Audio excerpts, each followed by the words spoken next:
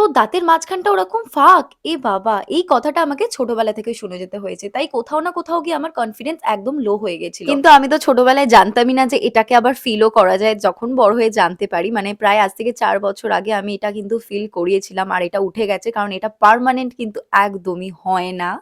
তো আবার ৪ বছর পর হুট করে আমার ভেঙে যায় জাস্ট কিছুদিন আগে। তো আমি যেদিন ভাঙে সেদিনই ডেন্টাল ক্লিনিকের অ্যাপয়েন্টমেন্ট নিয়ে তার ৫-৬ দিন পরে আমার অ্যাপয়েন্টমেন্ট ডেট পড়ে আমি চলে যাই। তো ডাক্তার দেখে বলে, "এটা তো লাকি সাইন।" আমি বললাম যে, "হ্যাঁ, বাট স্টিল এটা আমি ফিল করতে চাই বিকজ আমার এটাই ভালো লাগে।" এটা কিন্তু সবার পার্সোনাল চয়েস। তোমাদের কারোর থাকলে লাগতে পারো। কারণ এটাকে লাকি সাইন হিসেবেও ধরা হয়। কিন্তু আমার মনে হয় যে এটা ফিল করলে দেখতে, হাসতে মানে আমি খুব ভালো কনফিডেন্ট ফিল করব। আসল কথা কি বলতো? আমরা ন্যাচারাল যেকোনো জিনিসকে বিগড়াতে খুব ভালোবাসি। তো যাই হোক দেখো আমার হাসিটা কিন্তু আগের থেকে অনেক বেশি সুন্দর লাগছে। আর তোমরা বুঝতেও পারবে না আমি কিছু করিয়েছিলাম। আগে আমি জাস্ট ফিল করিয়েছিলাম আর এবারে আমি করেছি কম্পোজিট ফিলিং দুটোর মধ্যে কিন্তু তফাৎ আছে।